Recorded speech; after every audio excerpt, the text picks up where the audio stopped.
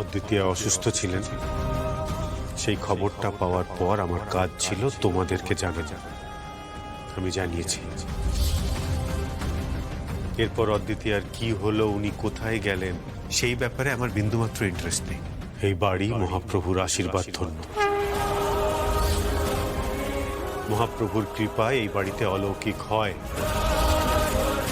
আর রূপ ফিরে আসাটাও সেরকমই একটি অলৌকিক।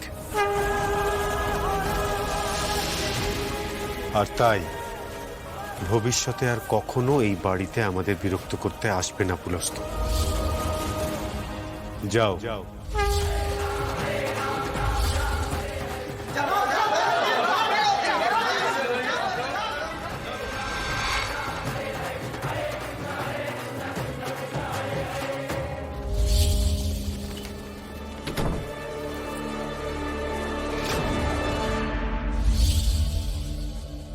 বাবা,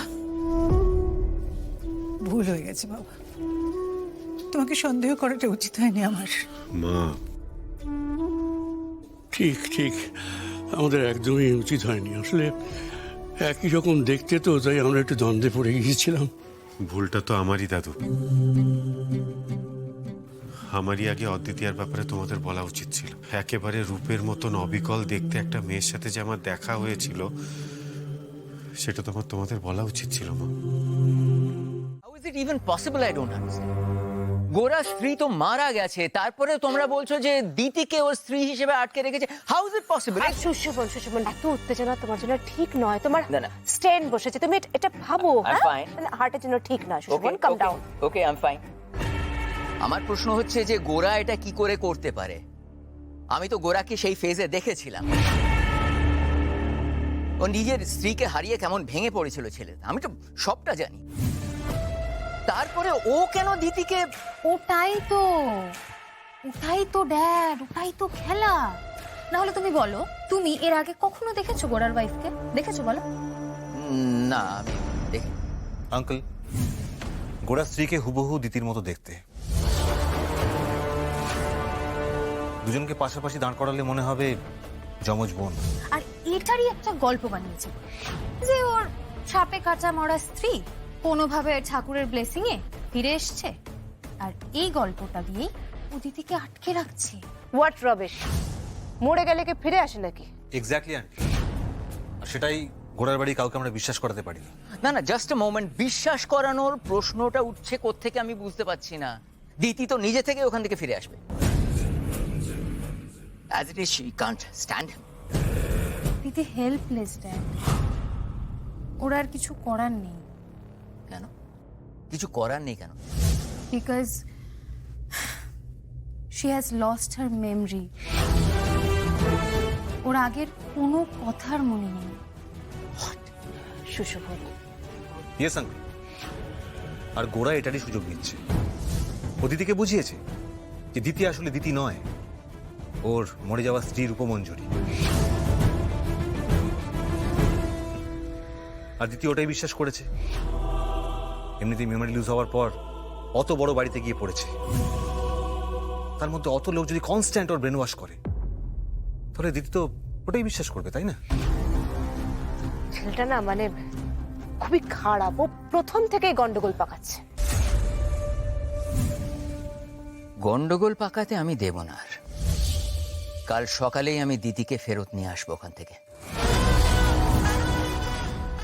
আমিও দেখব।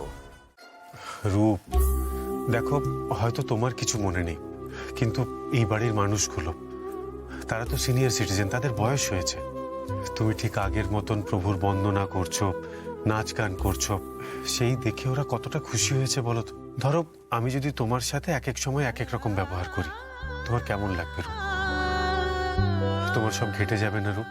তুমি তো বিরক্ত হবে বলো। তাহলে রূপ, তুমি মা দাদুদের কথা ভাবো, ওদের তো বয়স হয়েছে, ওদের তো আরো দ্বিগুণ এফেক্ট করবে। That's true. তবে আমি তো জানি রূপ, তুমি এত বুঝদার মেয়ে, তুমি নিশ্চয়ই বুঝবে। এই দেখো, এই যে পদটা, এইটা একটু মুখস্থ করে নাও। আরে এসবের আবার কি দরকার আছে? আপনি তো বললেন এসব নাকি আমি করে ফেলেছি। What is done is done. ওইটা আবার নতুন করে শেখবার কি আছে, মুখস্থ করার কি আছে? না রূপ, এটা একাধবারের বিষয় নয়। তুমি জানো না তুমি কি ভালো প্রভু বন্দনা করো। গীত গোবিন্দ ভাগবত তোমার কণ্ঠস্থ। তুমি তুমি কি ভালো বৈষ্ণব সাহিত্য ব্যাখ্যা করো। তুমি জানো দাদু তোমার মুখের গীত গোবিন্দ পাঠ কি ভালোবাসেন শুনতে। রূপ, ওরা জানতো যে তুমি সবকিছু ভুলে গেছো, তাই তোমায় কিছু বলেনি, কোনো আবদার করেনি।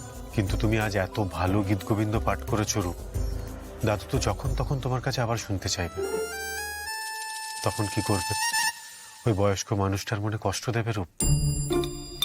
তুমি বলবে যে আমার কিচ্ছু মনে নেই। ওর বাবা, আচ্ছা জ্বালা হলো তো এটা।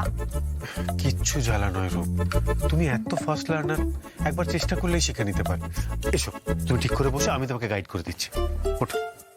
বেশ ঠিক আছে, আপনি যখন বলছেন আমি শিখে নেব, মুখস্থও করে নেব, কিন্তু আমার একটা শর্ত আছে, আপনাকে কিন্তু সেটা মানতে হবে। আপনি কিন্তু পরেটা ডিনাই করতে পারবেন না। আচ্ছা কি শর্ত? বলবো, বাট আগে আমি মুখস্থ করে নিই।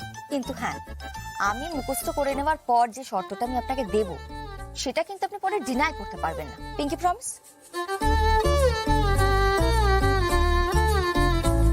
কি প্রমিস? Pinky promise. কৃষ্ণ, কার পাল্লায় পড়লাম আমি। আরে বাবা, এই লেডি ফিঙ্গারে ফিঙ্গার ক্রস করে প্রমিস করুন।